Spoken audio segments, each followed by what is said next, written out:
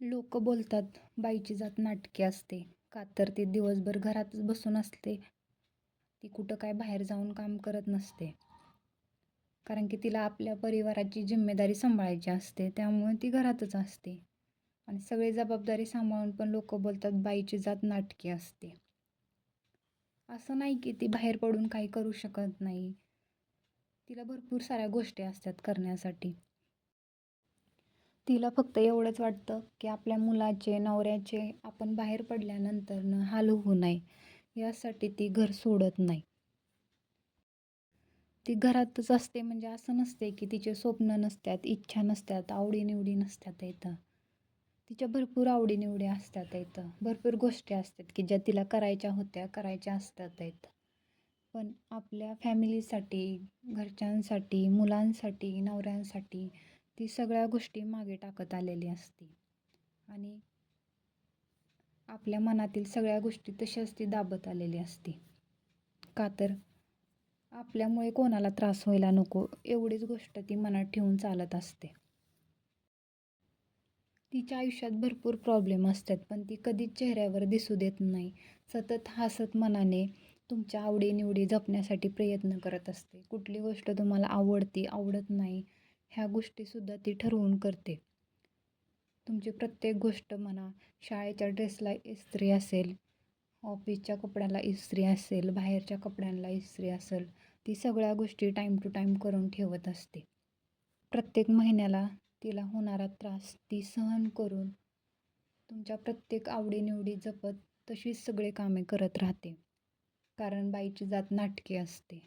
तिला भयंकर त्रास होत असताना सुद्धा ती तिची कामे तशीच चालू ठेवते. कारण की आपल्यामुळं घरातले कोणालाच त्रास व्हायला नको. आपल्याला किती त्रास होतोय हे ती थोडंसुद्धा दाखवू देत नाही. कारण की आपल्यामुळे कोणालाही प्रॉब्लेम नको म्हणून ती सगळ्या गोष्टी तशी सहन करत असते. ती आजारी पडली तरी ती कधीच कोणाला सांगत नाही. कारण बाईची जात नाटकी असते. सगळ्यासाठी सगळ्या गोष्टी ती आपलेपणाने करत असते. पण लोक बोलतात तू परक्याचीच असते. तिला तुमच्याकडून कुठल्याच मोठ्या गोष्टींची अपेक्षा नसते. पण 4 शब्द तुम्ही कौतुकाने बोलावे एवढी तिची अपेक्षा असते.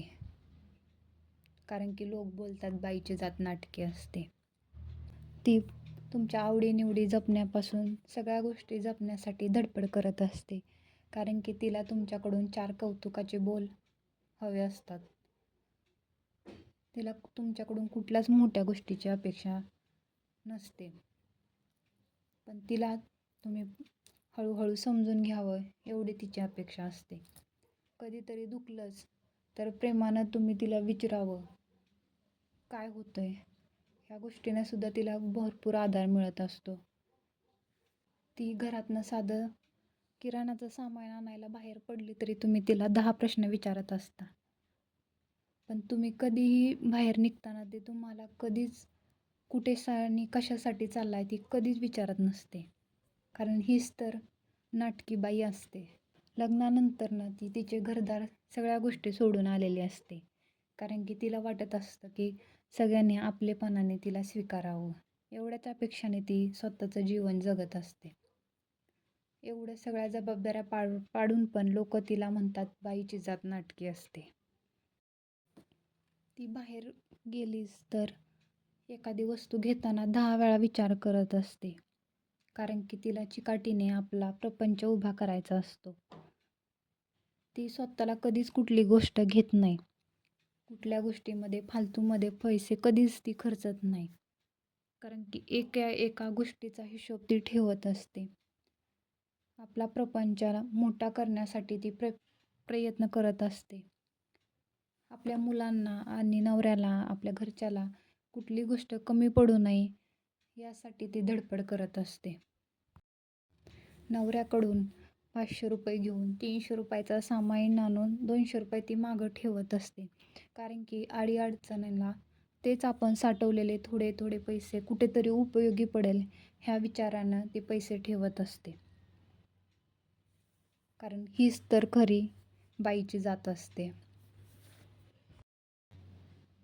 जेव्हा आपल्या कुटुंबावर संकट येतं तेव्हा तीच बाई दुर्गा बनून सगळ्याशी लढायची ताकद ठेवत असते. आणि एवढ्या सगळ्या गोष्टी करून सुद्धा लोक बोलतात बाईची जात नाटकी असते. बाईला नावं ठेवण्याऐवजी, तिला वाकडं बोलण्याऐवजी तिच्या पाठीशी उभा राहायला शिका. तिच्या चुका काढण्यापेक्षा तिला समजून घ्यायला शिका. कारण की ती सगळ्या गोष्टी तुमच्यासाठी करत असते. आपला प्रपंच सुखी होण्यासाठी करत असते. आपल्या संसारात कुठली अडीअडचण येऊ नये यासाठी ती धडपड करत असते. घरी बसल्या पण तिच्या भरपूर गोष्टी चाललेल्या असतात इथं.